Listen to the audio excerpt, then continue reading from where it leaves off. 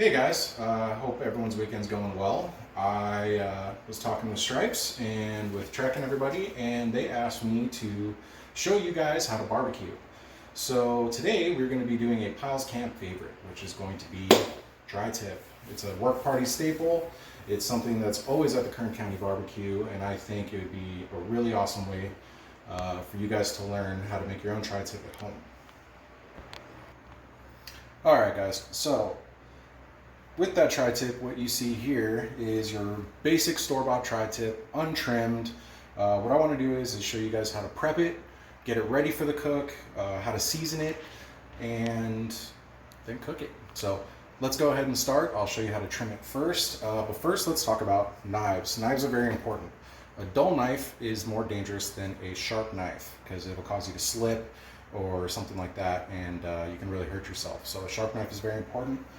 This is specifically made for this type of cutting, but if you don't have yourself a boning knife or a trimming knife, you can just use your basic standard kitchen knife, just sharpen it up real quick, and you're good to go. So here's both of them, and you'll see exactly how that goes. Come over here, let's take a look at the tri-tip. So as you can see, there is a bunch of this silver skin all over it, some extra fat. You turn it around. As you can see, this big layer, this gnarly, nasty layer of fat. So what we're going to do is we're going to trim it up real quick and get it ready for seasoning. Alright, so as you can see, we're cutting off all the silver skin. And you don't have to be too delicate. You don't want to take too much off either.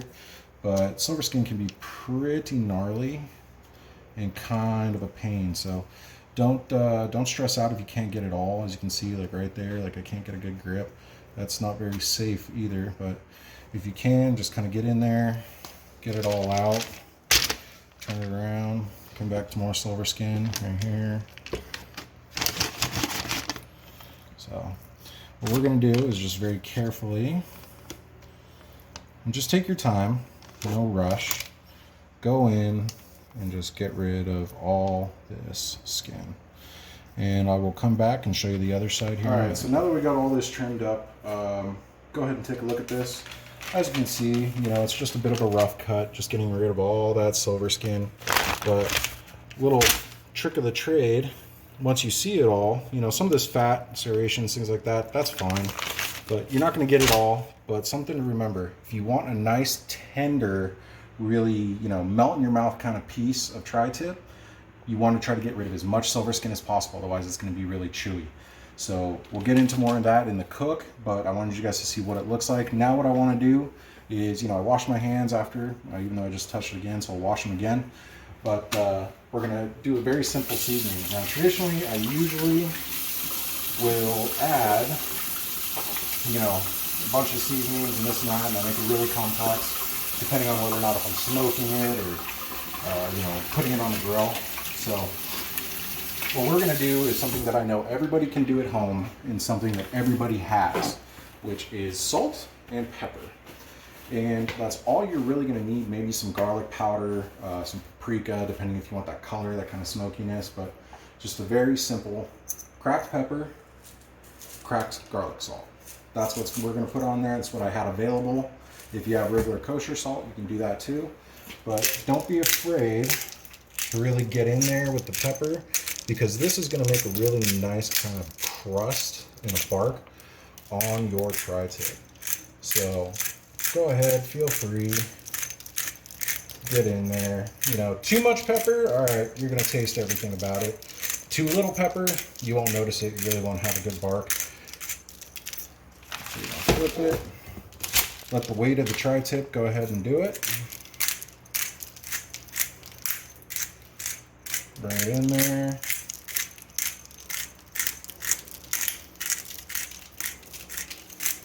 Alright, and we'll do some salt. I'll do the other side. And we'll get back to you. Now, people are always worried, like, hey, I don't want, what if I oversalt it, Venom? What do I do then? Well, if you oversalt it, rinse it off. Piece of beef.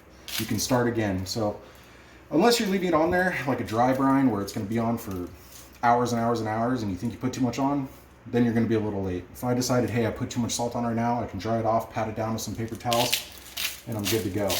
But the cool part about beef is the salt that you're putting on there is drawing out that moisture, and it's going to make it more tender. So don't be afraid to use salt, but try not to use too much. So I'll go ahead and do the other side, and then we'll get it ready for the grill, and I'll show you guys exactly how to do it out there. All right, guys, so now that we got the tri-tip seasoned, everything's ready to go in there. We're gonna let it sit, let that salt and pepper really get into the meat. You can let it sit for anywhere between 15 to 20 minutes. Some people like to let it sit for a half hour, let it get up to room temperature so it cooks evenly. That's entirely up to you. There's a great debate on the internet. Throwing it on cold, throwing it on at room temperature. I'm a room temperature kind of guy, so there's that. Now, because I wanted to show you guys how to make a tri-tip, how anyone can make a tri-tip at home, most people, they're either going to have a gas grill or they're going to have a good old-fashioned Weber. These things have been around since like the 50s or 60s, and it's something that I'm almost positive everybody has. This is my preferred use. You can use a traditional gas grill for your tri-tip. Any way you make it, it's going to taste great. I'm more of a get the smoky kind of natural flavor in there. And at the same time, you know, there's 100 different ways, but we're going to shoot with this. So as you can see, I have different kind of barbecues around me. I love grilling. I've got a traditional stick burner. I got a pellet smoker over here, and then the traditional Weber and a good old-fashioned Weber gas burner. So let's go into the type of fuel we're using for today's cook. Most people like to use charcoal. You want to stay away from charcoal best you can. If you can't, that's fine. This stuff is super cheap. It's a really big misconception. They think, oh, I can't get this, you know, mesquite hardwood because it's really expensive. A 40-pound bag cost me 16 bucks. So imagine what a 10-pound bag is going to cost. And easy. It's from Sonora. Breaks apart. Good charcoal. So when you're using it, make sure you go out, spend 5 bucks, get yourself a chimney. This is a really good way to keep fluid off of your fire starting fluid, off of your charcoal, off of your burner, so that way you don't get that really nasty chemical taste. All you need is some fire starter, some paper, newspaper if you don't have that, and go from there. So what I did was I took the top of that bag right there, mixed in some fire starter. We're going to go ahead, bundle it up, throw it right in there, underneath.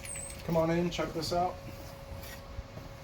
I'm going to go ahead, and this stuff's awesome because it just lights right away.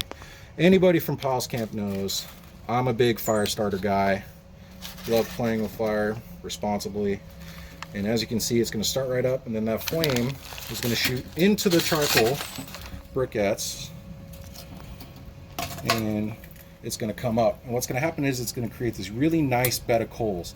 Once that happens, then we're going to go ahead and I'm going to show you how to zone it out and get your fire ready so that way you can put your tri-tip on there. Tri-tip's resting, coal's getting hot, we're good to go. I'll see you in a minute.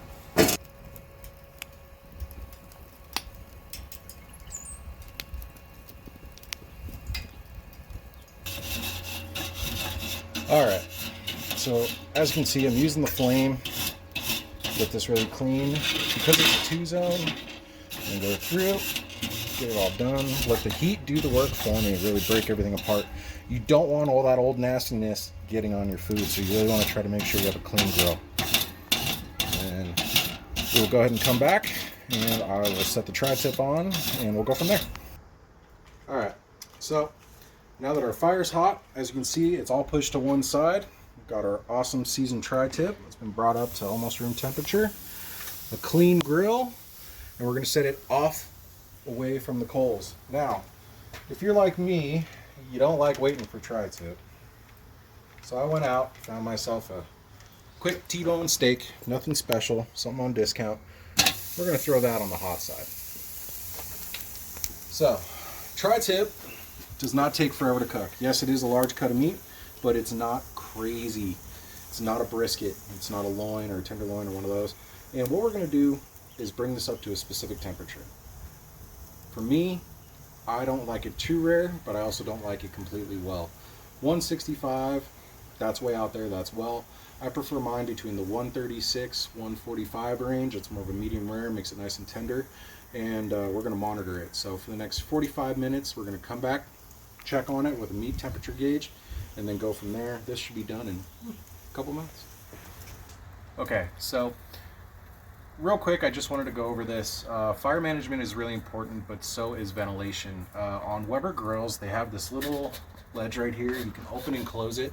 You want to try to keep it open best you can. And then up here, as you can see, I have all this white smoke coming out because I have all the vents open. So I'm trying to get air to come, get sucked in here, fuel the fire, keep it nice and hot, and then come out. So this way,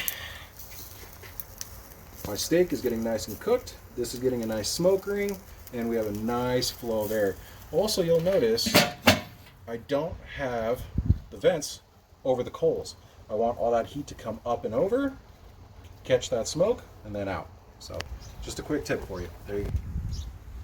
Who wants it? Nom nom. Enjoy. Okay, so we've been letting it sit for about 45 minutes to an hour. I've been checking it periodically.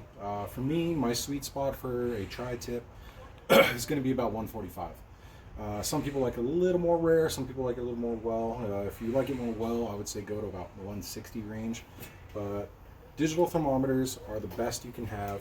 Put this somewhere safe, it's going to be hot, be careful. Go ahead and bring it in, come over here. Coals have really kind of come down. There's really no smoke anymore. As you can see, there's really a nice red tinge to it from the smoke.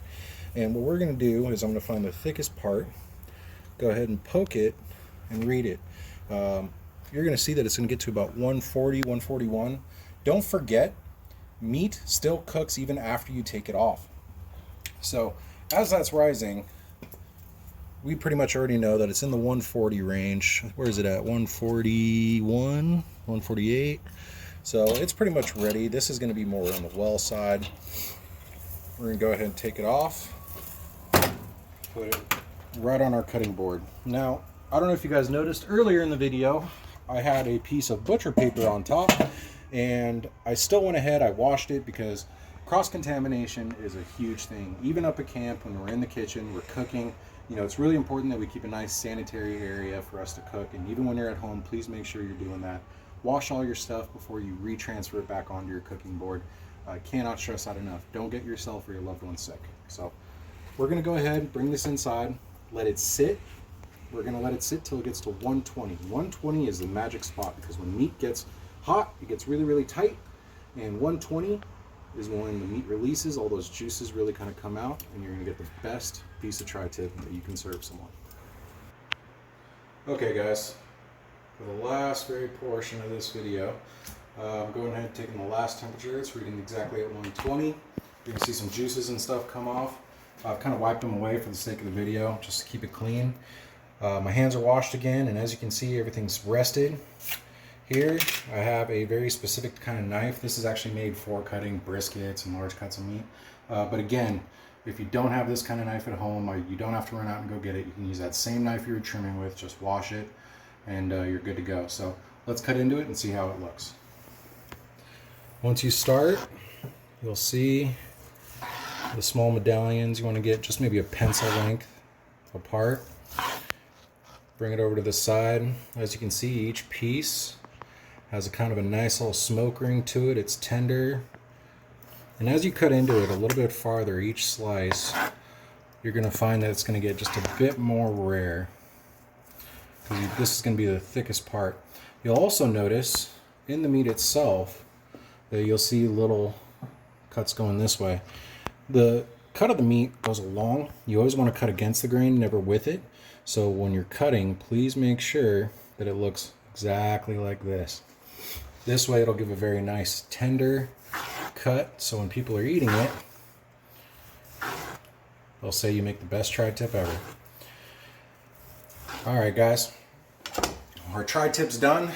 Everything's good, came out beautiful, has a nice smoke ring to it, and I hope you guys learned something today.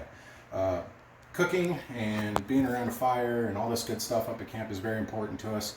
Tri-tip is definitely a staple for Pyles Camp, so please make sure you check out the video, you check out what we're doing for our boys, and more importantly, don't be afraid to help a boy. It costs about roughly $3,000 to send a kid to camp. Any donations help, so please make sure to like, subscribe, share the video with as many people as you can. Every dollar we use, we put back towards the boys, And I really hope you enjoyed this video. I hope you learned something. Until next time. That's cool. That's really cool.